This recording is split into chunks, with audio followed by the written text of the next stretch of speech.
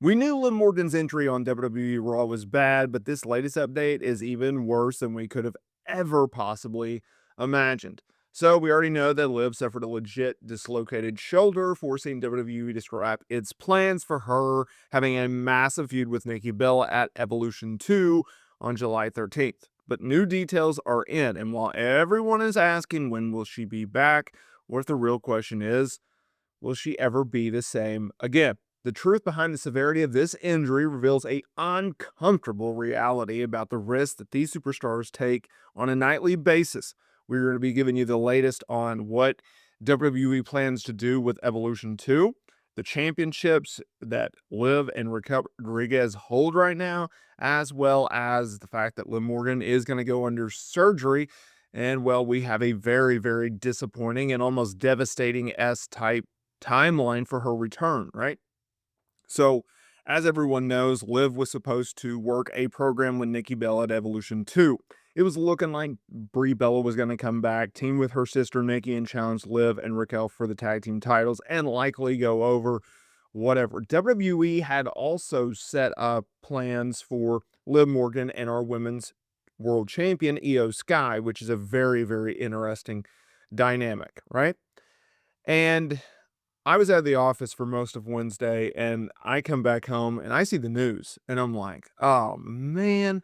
So, we initially had a time frame of okay, she was going to be out for like I don't know, 16 weeks. So she was looking at like 3, 4 months. She was going to be sidelined, right? But we didn't know the severity of the injury and we didn't know if she's going to need surgery, right?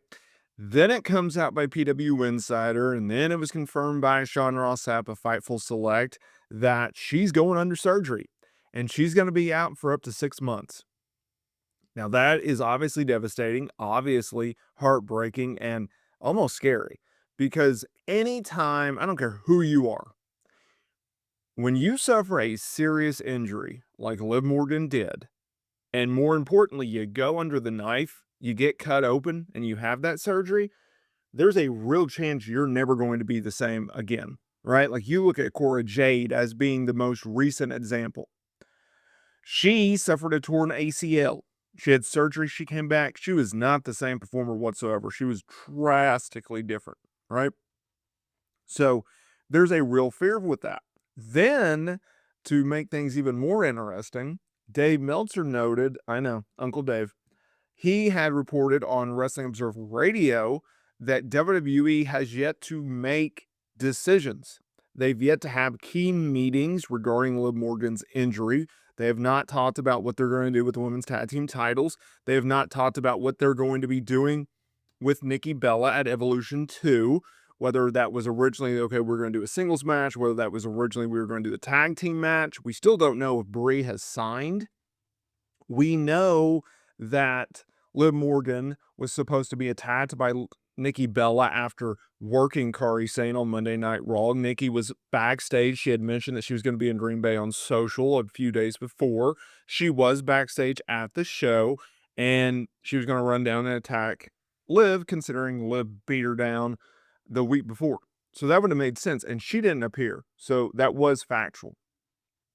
If WWE has plans to, or had plans, I guess, to do the Bella Twins tag team match, and they came to terms with Brie to return, then yeah, they're gonna that's probably the best case scenario because I feel like it's very likely that WWE is just gonna go, look, we were going to do the tag team match. We were going to have the Bella Twins challenge Liv and Raquel for the tag team titles.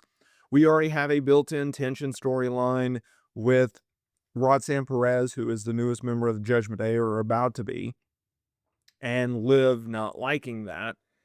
And there was a little bit of tension with Liv and Raquel on Monday Night Raw. Why not just have Roxanne replace Liv as the champion? That way you don't have to vacate the title, which means you don't have to crown new champions, whether that's through a tournament or a match or whatever, right? And you just go along with it. Because, look, vacating or relinquishing or however else you want to term it, it's never ideal for a wrestling promotion because it feels like you reset everything that the previous champion did. in the eyes of the fans. And I don't think you want that, right?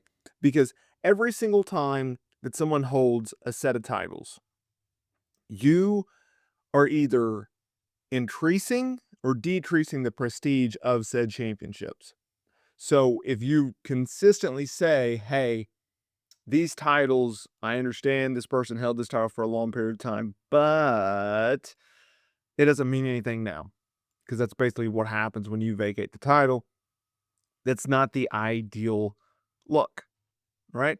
So I think at the end of the day, you move it along, you go ahead with your original plans, or at least that's what it seemed like to me, and we roll on with our lives. I think that's the best idea. I think that's the best plan. Whether or not they will do that, I don't know. But this whole situation just, it just sucks. It just sucks. It sucks for Liv. It sucks for her fans. It sucks for the company. There was, I've tried to do a pretty good job of staying on the story and talking about it on a daily basis because number one, it's the biggest story of the week, right? Two, it's to one of the most popular and over stars. Three, I've extensively covered Liv here on the channel and on social. And there's such a ripple effect when it comes to this story. It is a ripple effect on what they were going to do at Evolution. It has a ripple effect on the tag team titles. It has a ripple effect on what they were going to be doing with her and Roxanne, her and Raquel potentially, and obviously her and Io Sky. Obviously, I think it would make it a lot more easier decision for WWE just to go, hey, let's do a title change. Liv's not here. We blame it on Raquel. We have her take the fall.